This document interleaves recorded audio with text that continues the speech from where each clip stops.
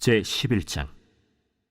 그들이 예루살렘에 가까이 와서 감람산 벳바게와 베다니에 이르렀을 때 예수께서 제자 중 둘을 보내시며 너희는 맞은편 마을로 가라.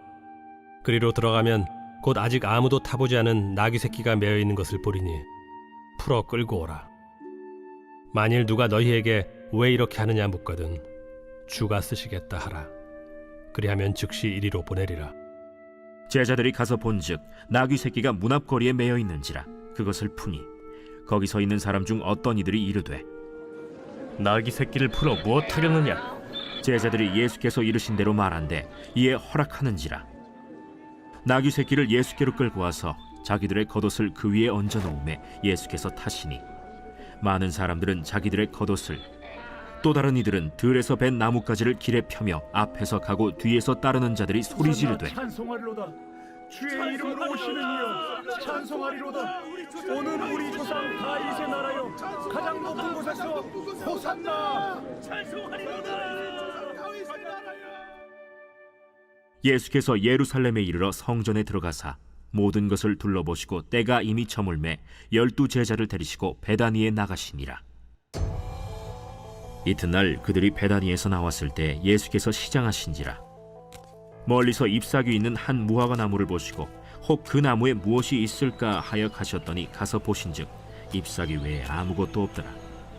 이는 무화과의 때가 아님이라. 예수께서 나무에게 말씀하여 이르시되 이제부터 영원토록 사람이 내게서 열매를 따먹지 못하리라 하시니 제자들이 이를 듣더라. 그들이 예루살렘에 들어가니라. 예수께서 성전에 들어가사 성전 안에서 매매하는 자들을 내쫓으시며 돈 바꾸는 자들의 상과 비둘기 파는 자들의 의자를 둘러 엎으시며 아무나 물건을 가지고 성전 안으로 지나다님을 허락하지 아니하시고 이에 가르쳐 이르시되 기록된 바 내 집은 만민이 기도하는 집이라 칭함을 받으리라고 하지 아니하였느냐? 너희는 강도의 소굴을 만들었도다. 대제사장들과 서기관들이 듣고 예수를 어떻게 죽일까 하고 꾀하니 이는 무리가 다 그의 교훈을 놀랍게 여김으로 그를 두려워함일러라. 그리고 날이 저물매 그들이 성 밖으로 나가더라. 그들이 아침에 지나갈 때 무화과 나무가 뿌리째 마른 것을 보고 베드로가 생각이 나서 여짜오되 라삐여 보소서, 저주하신 무화과 나무가 말랐나이다. 하나님을 믿으라. 내가 진실로 너희에게 이르노니 누구든지 이 산더러 들려 바다에 던져지라 하며 그 말하는 것이 이루어질 줄 믿고 마음에 의심하지 아니하면 그대로 되리라.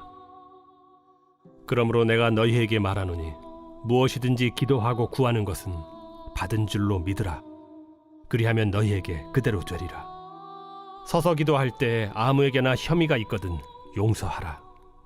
그리하여야 하늘에 계신 너희 아버지께서도 너희 허물을 사하여 주시리라. 그들이 다시 예루살렘에 들어가니라. 예수께서 성전에서 거니실 때 대제사장들과 서기관들과 장로들이 나와 무슨 권위로 이런 일을 하느냐? 누가 이런 일할 권위를 주었느냐?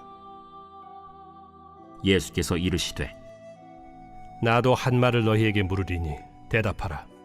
그리하면 나도 무슨 권위로 이런 일을 하는지 이르리라.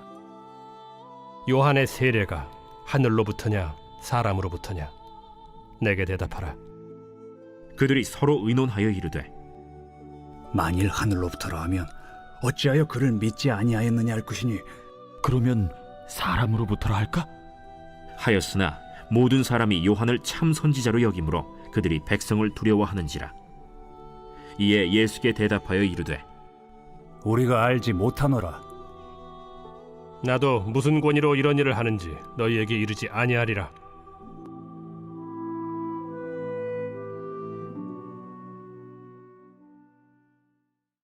할렐루야. 오늘 이 새벽에도 말씀과 기도로 승리하신 여러분들을 진심으로 축복합니다. 담임 목사님께서는 말레이시아 진가 선교교회 말씀 집회를 인도하고 계십니다. 끝까지 주님께서 책임져 달라고 기도하시고 말씀의 능력을 칠갑절 더해 주셔서 그곳에 크신 능력과 역사가 일어나기를 우리 함께 기도해 주시겠습니다. 어제 말씀드린 것처럼 마가복음은 행동의 복음입니다. 나가는 제자로 살아가는 삶이란 예수님을 따라서 섬기는 삶이며 예수님이 만나셨던 것처럼 오해와 거절을 당하는 길이 바로 제자로 살아가는 삶임을 가르쳐주고 있습니다. 그러므로 우리는 제자도에 집중하면서 그분이 가지셨던 인격과 사명을 제대로 이해하고 자기의 십자가를 지고 예수님을 따라가야 될 줄 믿습니다. 지난 시간에는 예수님의 제자라면 종의 마음을 가지고 섬기는 자로 겸손한 자로 자라나야 함을 말씀드렸다면, 오늘 마가복음 11장의 말씀을 통해서 과연 우리가 어떤 사람이 되기를 원하고 계실까 함께 묵상해보는 시간이 되었으면 합니다. 오늘 11장은 예수님의 예루살렘 입성 장면을 기록하고 있는 것으로 시작이 됩니다. 구약 스가랴 선지자의 예언대로 나귀를 타고 예루살렘에 입성하셨고, 많은 무리들이 호산나 주의 이름으로 오시는 이여 등을 외치며 예수님의 입성에 환호하였습니다. 그 다음으로 마가는 두 가지의 사건을 조명하고 있는데요. 첫째는 성전 정화 사건, 그리고 무화과 나무 저주 사건입니다. 이 두 가지의 사건은 각각의 별개의 사건들이지만 이 사건들이 예수를 따르는 제자들에게 결국 우리에게 주는 메시지는 같습니다. 외적인 것에 한눈 팔지 말고 내면의 것, 내면의 영적 성장과 상태를 위하여 그 상태를 하나님의 것으로 아름답게 가꾸라는 것입니다. 그리고 이 메시지 중심에는 기도가 있었습니다.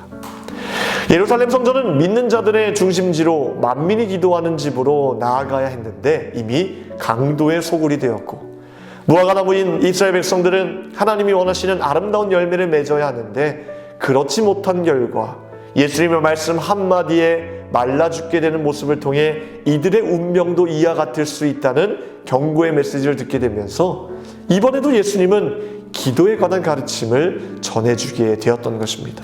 20절로 23절까지의 말씀입니다. 그들이 아침에 지나갈 때에 무화과 나무가 뿌리채 마른 것을 보고 베드로가 생각이 나서 여짜오되 라삐여 보소서, 저주하신 무화과 나무가 말랐나이다.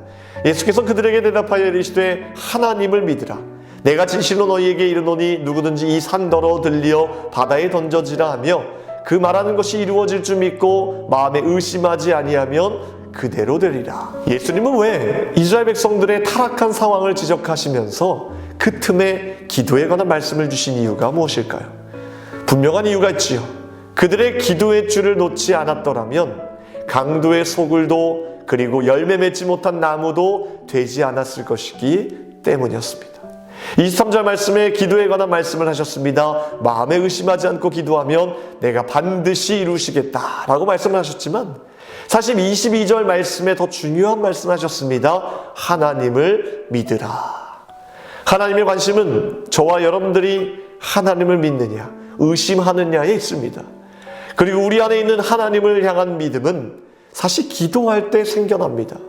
기도할 때 성령님은 우리 마음 가운데 있는 의심의 구름을 걷어주시고 그 안에 확신과 소망을 넣어주시는 것입니다. 하나님은 우리가 하나님께로 가는 여정 속에서 이 일이 날마다 시작되고 일어나고 더욱 자라나기를 원하고 계십니다. 이 과정이 계속 일어나야 세상의 헛된 것에 마음 빼앗기지 않고 자신의 영혼을 가장 아름답게 가꿀 수 있게 되기 때문입니다. 우리는 세상 사람들처럼 주문을 외우듯 기도하지 않습니다. 기도하면서도 하나님의 것을 생각하게 됩니다. 제가 확신하는 것은 하나님은 이미 우리를 만드실 때부터 당신의 것을 인간 안에 숨겨주시고 만드셨습니다. 이 숨어있는 잠재력은 그분을 알 수 있고 그로 인해 그분께로 돌아갈 수 있으며 이것을 보다 쉽게 할 수 있게 하는 것이 저는 바로 기도라고 생각합니다. 기도는 내 자신의 생각에서 하나님의 생각으로 옮겨지는 것입니다. 그분의 생각이 우리에게 전달될 때 우리는 현실을 바라보지 않게 됩니다. 또한 미래에 대한 염려로 불행한 인생이 되지도 않는다는 것입니다. 기도는 더 큰 하나님의 세계를 바라보게 합니다. 그 안에서 하나님의 은혜를 생각하게 합니다. 누가복음 12장 27절과 28절 말씀에 백합화를 생각하여 보라. 실도 만들지 않고 짜지도 아니하느니라. 그러나 내가 너희에게 말하노니 솔로몬의 모든 영광으로도 입은 것이 이 꽃 하나만큼 훌륭하지 못하였느니라.